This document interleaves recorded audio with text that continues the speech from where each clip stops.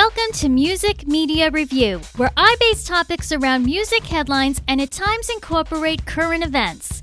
We witnessed history watching 4 NASA astronauts complete a successful moon voyage in 10 days.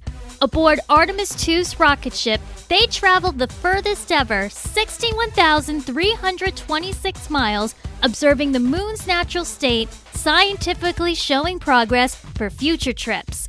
This breakthrough has relieved the world optimistically, and I wanted to join the fun musically. I picked 10 songs characterizing space and lunar surroundings where you can find in the links I've attached in the episode description. I'm Jess. Let's lift off an Artemis II themed playlist on Music Media Review.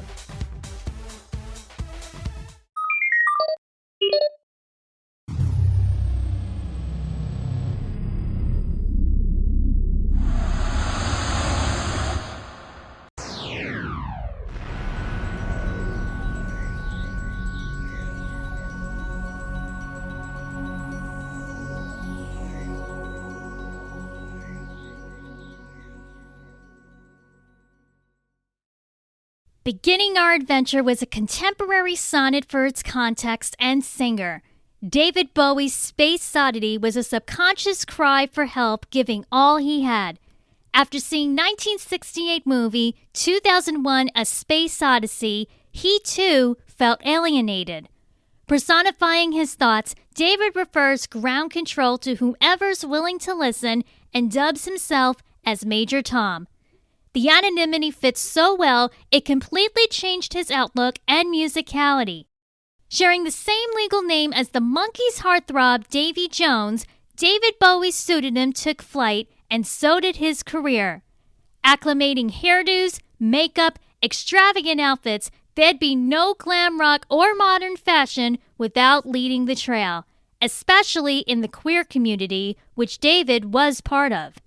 He was such a mastermind, I just adored him. Space Oddity also opened up a sci-fi persona David identified as Ziggy Stardust. Starman unleashed 1972's The Rise and Fall of Ziggy Stardust and the Spiders from Mars, Life on Mars single the following year, starred in 1976 British movie The Man Who Fell to Earth, and commanded conviction on Queen's 1981 collaboration Under Pressure. Funny enough, that's one of the wake-up choices Artemis II's astronauts pick themselves to hear every morning. My reason handpicking Space Oddity is the first verse reciting a 10-second countdown mirroring the exploration when Apollo 11's mission occurred July 1969. Looking up to the sky spiritually and figuratively, David metaphorically laments the world spinning, trying to figure things out.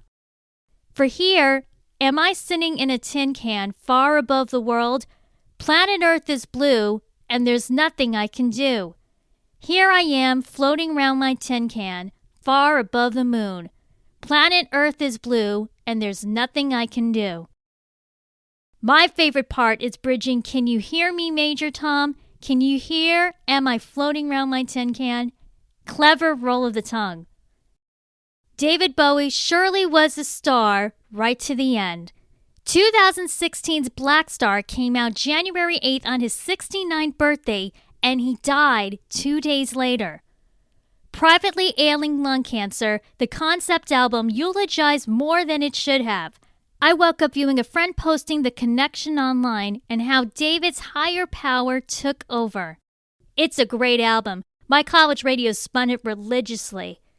The Grammys awarded 3 rock trophies, 1 for engineering and its recording package.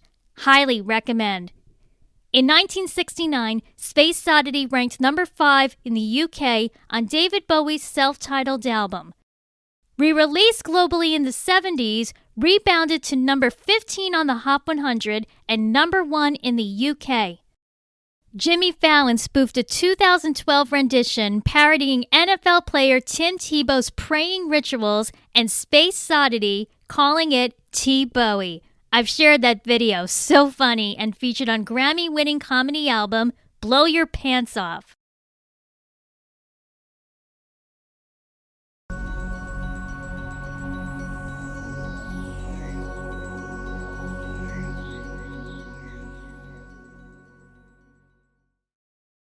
Unofficially, NASA's anthem, a jazz standard, was played two historic space moments.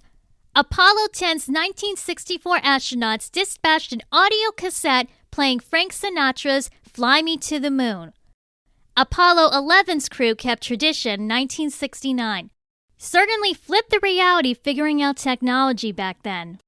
Apollo 10 tested rocket science mechanics. Apollo 12 amazingly touched the moon's surface and two of the astronauts walking on it. Just exhilarating as we're feeling now about Artemis 2. Frank Sinatra moved social barriers recording Fly Me to the Moon. Covered on 1964 record, It Might As Well Be Swing, he hired Quincy Jones to orchestrate the arrangement and appear at 1966's Vegas concert, Sinatra at the Sands. Standing up to the segregation accusations mistreating Quincy, he would have walked out if they didn't change their ways. Told in 2018 Netflix documentary Quincy, the gentleman's business deals were executed via handshake, and Vegas wouldn't be as big if it wasn't for people like Frank. I miss them both. Kate Ballard first sang Fly Me to the Moon in 1954, originally titled In Other Words. Fly me to the moon, let me play among the stars. Let me see what spring is like on Jupiter and Mars. In other words, hold my hand. In other words, darling, kiss me. Fill my life with song and let me sing forevermore. You are all I long for, all I worship and adore. In other words, please be true. In other words, I love you. Around the same time frame as Frank Sinatra, Tony Bennett put out his Fly Me to the Moon single. Frank amicably respected the crooning space and Tony's vocal charisma. Maybe NASA's side project should dedicate a star in his name. On YouTube, Fly Me to the Moon has 4.2 million streams and 839 million on Spotify.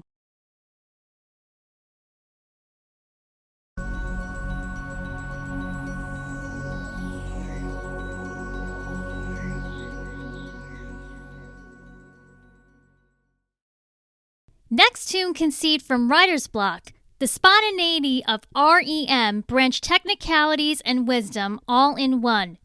Deriving sleeping phase rapid eye movement, formulaic rhythms, stunner lyrics, their band demonstrated alternative rock's origin to play however they wanted. No gimmick, ego, pressure, obtaining creative control, and shedding light on Seattle, Washington's growing grunge environment. Nearing end of the 80s, college rock intertwined a mellower personal shift. My early 90s memories recall Shiny Happy People, Losing My Religion, Everybody Hurts, and learned other songs as I got older from them. For our space theme, I did 1992's Man on the Moon. Jamming in the studio, guitarist Peter Buck riffed the opening notes, Bill Berry followed on drums, frontman Michael Stipe puzzled what to bring vocally or lyrically. He almost forfeit it be an instrumental track. His bandmates encouraged something would flow eventually. Seeking inspiration, Michael took a walk listening to his Walkman cassette player and thought of an idol he missed. Comedian Andy Kaufman did stand-up, invited occasionally on Saturday Night Live, and acted on ABC sitcom Taxi. Succumbing to lung cancer so young at 35, conspiracy theorists believed Andy was still alive. r.e.m. had a videotape of Andy's comedy material, making Michael wish to reincarnate him in the Bond they laughed at.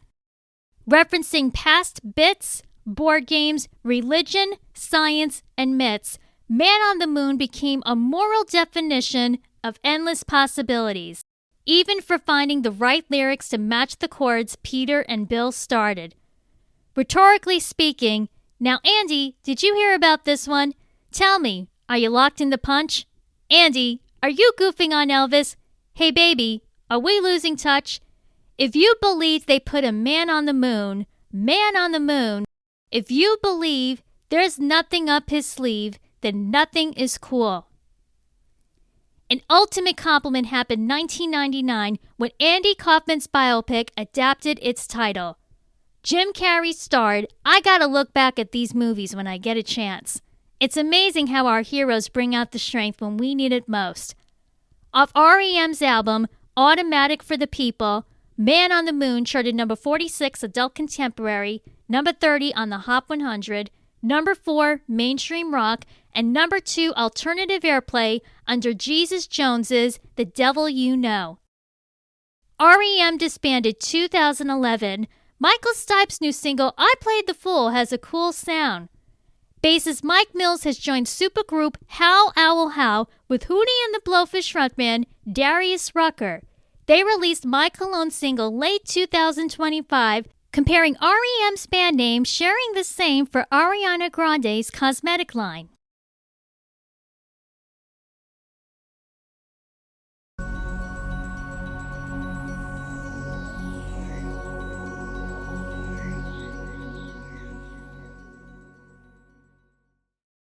Seems like no matter how well we do in life, home pops on the brain right when things are settling in. Shared sentiments were exchanged between a famous music partnership, equating touring like preparing space travel, the logistics, packing, transportation, long distance, and facing uncertainties on the horizon.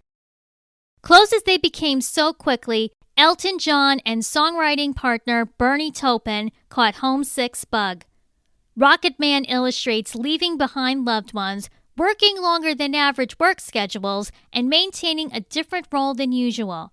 And I think it's going to be a long, long time till touchdown brings me round again to find I'm not the man they think I am at home.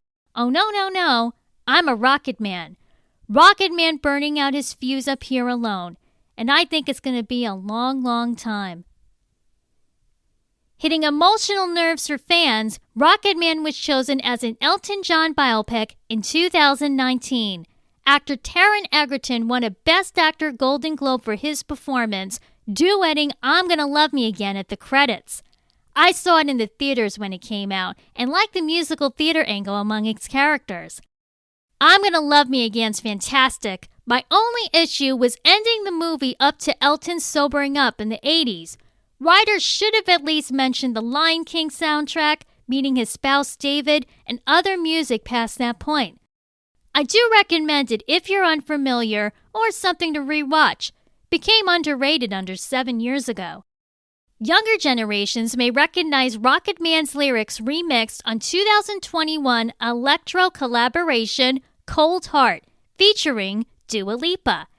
Elton gave her a shout-out on his Apple Music radio show, Rocket Hour, and coordinated sessions to record together. Interpolating 4 Elton John songs, producer Panal mixed in 1989's Sacrifice, Dua Lipa singing 1972's Rocket Man and 1983's Kiss the Bride's choruses in the middle, and 1976's Where's the Shoe Ra, fading it out.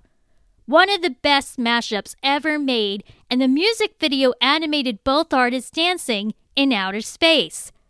Dua invited Elton to perform it live at her 2024 Royal Albert Hall concert. He sat proudly on his stool, being her guest. Classics sticking around a long, long time. Off Elton John's 5th album, Honky Chateau, Rocket Man charted number 39 easy listening, number 8 in Canada, number 6 on the Hot 100, and number 2 in the UK under T-Rex's Metal Guru.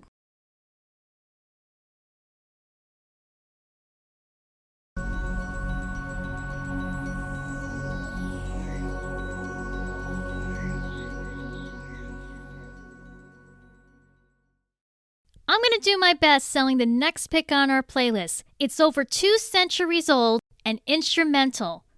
Moonlight Sonata is a classical masterpiece originally played and composed by Ludwig van Beethoven. Famous for his eloquent piano works, multiple layers of history live every note. A factual discovery I never knew is that Moonlight Sonata wasn't the original title.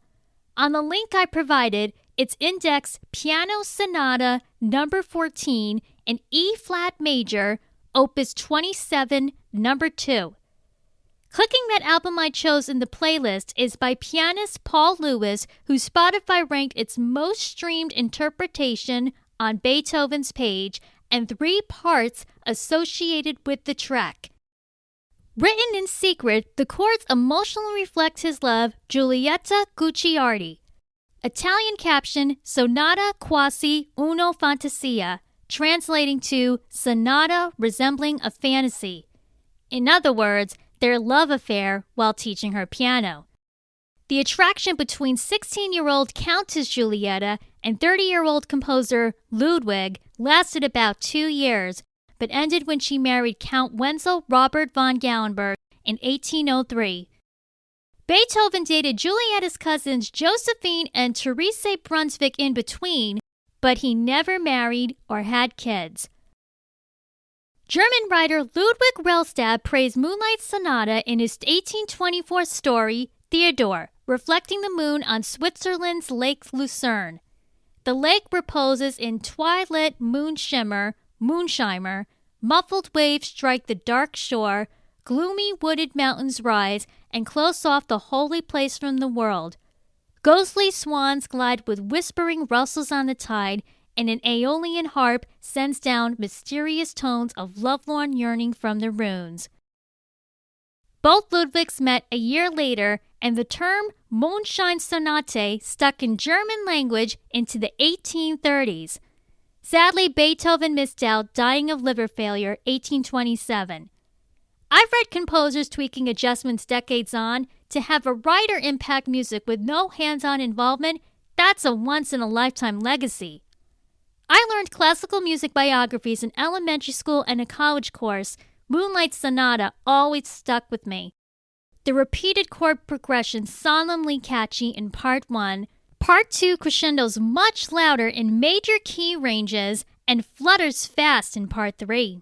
Sophisticated sad hearing each one through. Just think of Artemis II slowly panning around the moon and racing back homeward on the faster parts. Another unfortunate obstacle Beethoven faced during his time with Giulietta was hearing loss. However it occurred, professional pianists say the pedal used in Moonlight Sonata was a way Beethoven could feel the music physically performing. I believe it. It's timed so well. The digital version I provided has 240 million Spotify streams. One more fact to share.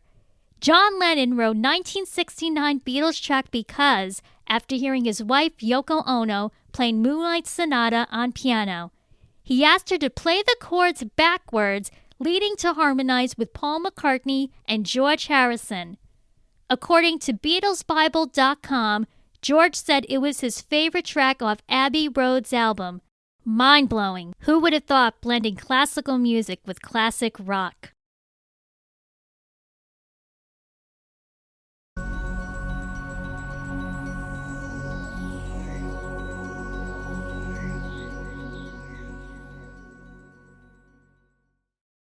I didn't plan segueing a track that coincidentally took place in Switzerland, and album work was sketched by Victor Vazzarelli, who did Space Oddity. These unexpected connections amuse me so much. Enjoying Liberty's rock stars partook in the 1970s, Queen did socially and musically. Bohemian Rhapsody's 2018 biopic visually gave us a taste. Freddie Mercury's readiness fulfilled enough for the whole band. Unspoken behind his partying clothes and showmanship, he kept bisexuality a secret. Never openly admitted anything, and he never had to. My family and I are huge Queen fans. The biopic was like watching home movies depicted to us knowing so much. I saw Adam Lambert perform with guitarist Brian May and drummer Roger Taylor at 2019's Global Citizen Festival in Central Park. As if the moment wasn't exciting solely, Rami Malek, who won playing Freddie in Bohemian Rhapsody, introduced them on stage. I'll share my media to check it out later. Queen made Jazz's 1978 album, continuing eclectic pieces from all four members. Freddie Mercury fully lets loose in Don't Stop Me Now, expressing his life's excitement coursing fast as rocket power, floating around in ecstasy, so don't stop me now. I'm a shooting star leaping through the sky like a tiger defying the laws of gravity. I'm burning through the sky. Yeah, 200 degrees. That's why they call me Mr. Fahrenheit. I'm traveling at the speed of light. I want to make a supersonic man out of you. Don't stop me now. I'm having such a good time. I'm having a ball. Don't stop me now. If you want to have a good time, just give me a call. Don't stop me now, 'cause I'm having a good time. Don't stop me now. Yes, I'm having a good time. I don't want to stop at all. I'm a rocket ship on my way to Mars on a collision course. I am a satellite. I'm out of control. I hear this song all over. Best mood booster. You may not know, Brian May's got a doctorate in astrophysics. He was, dare I say, starstruck Artemis II's astronauts put under pressure to wake up to, and he requested they take 3D stereoscopic pictures of their experience. Wish granted, he blogged some on brianmay.com. Don't Stop Me Now charted number 86 on the Hot 100, number 9 in the UK, skyrocketed number 7 Hot Rock and Alternative Songs, and number 1 UK Rock and Metal in 2018. Freddie would have turned 80 in September. I intend creating a tribute episode for him.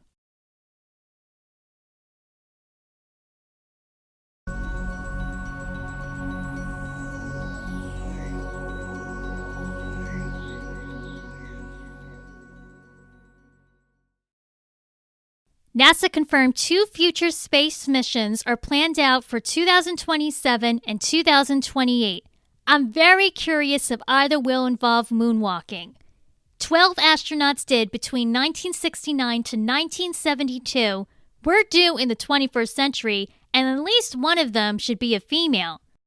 If you haven't decoded my clues yet, I added 1979's Walking on the Moon by The Police. Meshing all kinds of music styles in their catalog, there wasn't any space connections constructing the instrumentation. By chance, Andy Summers struck his guitar chord in a Munich hotel room after The Police appeared on TV. Lead singer Gordon Sumner, also known as Sting, got drunk and began pacing back and forth. Somehow coherent remembering both those things, walking around the room slowly formulated into Walking on the Moon. Andy's triggering guitar riff cast a spell, chilling a laid-out vibe with Stuart Copeland's rim drumming, Sting strumming bass guitar, and singing. His intonation cleverly cuts through reggae roots. I'm in shock the U.S. had no interest promoting it and hasn't charted even in the digital age. Must have realized the mistake by 1980 when the music video was filmed at Kennedy Space Center in Merritt Island, Florida. Replacing room with moon, lyrics trailed one step at a time, committing. Treading light as gravity, the narrator's head over heels with no regrets. Giant steps are what you take walking on the moon. I hope my leg don't break walking on the moon. We could walk forever walking on the moon. We could live together walking on the moon. Some may say I'm wishing my days away. No way, and if it's the price I pay, some say tomorrow's another day. You stay, I may as well play. In real life, Sting's first marriage and The Police split up 1984.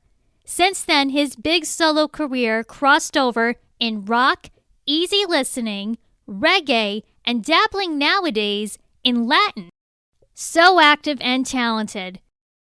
Guilt-tripping, Sting fell in love with his ex-wife's best friend. He waited 8 years to remarry. Sharing 4 children with her, 2 from his first wife, Walking on the Moon, practically self-guided moving forward years later.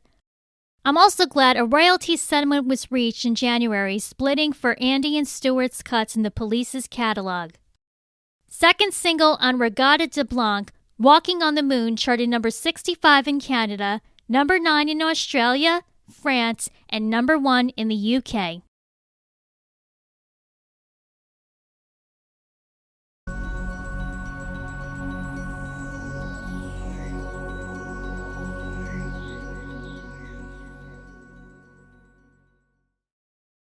I cannot believe it's almost a decade Dua Lipa debuted No Rules. She has a unique sound placing her deep voice over dance beats. I missed my chance seeing her in concert last year. Want to try again next time. Crazy declaring 2020 rose Dua Lipa's hype timing future nostalgia's hits happened to fit entertainment everyone needed. Don't Start Now trended viral on TikTok, Break My Heart during the album release, Physical, Levitating, and Love Again months ahead. A moon is in the background of future nostalgia's artwork, and Levitating's music video throws a disco space party remixing DaBaby's version. I slid the original to here. What a tongue twister, syncopating the verses and distorted electric synthesizer. Tempting to sway and escape in her romantic life, Dua cites galaxy, the skies, Mars, rocket, and happily floating. You want me, I want you, baby. My sugar boo, I'm levitating the Milky Way. We're renegading. Yeah, yeah, yeah, yeah, yeah. I got you, moonlight. You're my starlight. I need you all night. Come on, dance with me. I'm levitating. Disco made a comeback with Dua Lipa and Doja Cat throwing back feel-good dance music and pop. We needed that in lockdown and knocking weight off our shoulders. Future Nostalgia won Best Pop Vocal Album at 2021's Grammys, scored Barbie's disco anthem Dance the Night in 2023. Great movie and soundtrack. I disagreed critics' opinion regarding Dua Lipa's Radical Optimism album. Houdini, Illusion, and These Walls are awesome. My favorite 2024 album. I encourage to listen to it following her stuff. Dua is engaged to British actor Callum Turner, wishing them well whenever the big day is. Being 2020's most heard radio track, Levitating charted number 5 in the UK, number 2 on the Hot 100, and number 1 pop radio.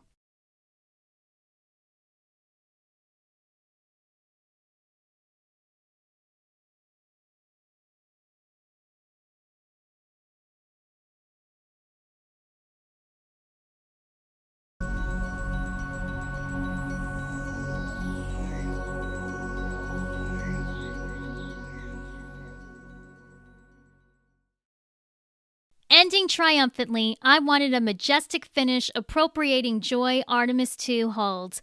An epic franchise passed down 5 generations, sequels, and miniseries cultivated imagination in a massive theme song. Popular enough earning success in a disco remix, Lightsabers Glow, for Star Wars' main title. The dedicated fanbase is unmatched. I saw The Phantom Menace's 1999 film on a field trip. Queen Amidala's costume empowered me. The rest of Star Wars saga hadn't caught my interest. Pop culture's filled in the blanks for me. For Disney to acquire rights, build an amusement attraction in Disney World, film Disney Plus shows, they're infinitely prominent. John Williams conducted London's Symphony Orchestra to score a horn fanfare shaping a fictional empire far, far away. He extraordinarily mastered many action flicks, effortlessly matching scenes channeling emotive tempos. Examples include Jaws, Superman, Raiders of the Lost Ark, E.T., Home Alone, Jurassic Park, and Harry Potter. The Grammys awarded 2026's Best Music Film to music by John Williams. Well deserved. I want to see it myself. 1977 Star Wars singles charted number 67 in Australia, number 13 in Canada, and number 10 on the Hot 100.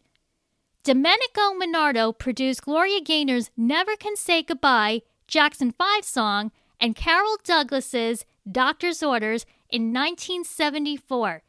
He begged to remix Star Wars, going 5 times to see it at the theater. Getting his wish 3 weeks later, Star Wars theme and cantina band trailblazed 3 marketing areas: disco, revamping soundtracks, and Star Wars' growing magic.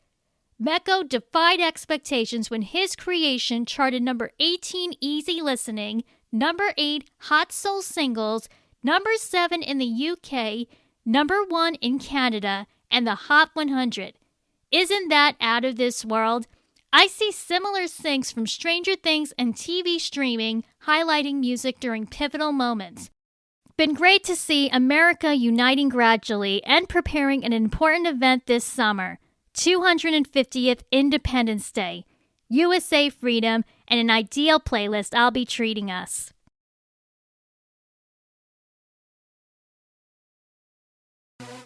Mission accomplished. Thanks for tuning in. I want to know your thoughts of the playlist, podcast, and your suggestions. Email musicmediareviewpodcast@gmail.com. Support our social media pages via Facebook, X, Instagram, TikTok, and YouTube. Search episodes on Spotify to vote thematic polls I posted and write a review through the platform you're streaming now. I'm Jess, signing off. Talk to you next week.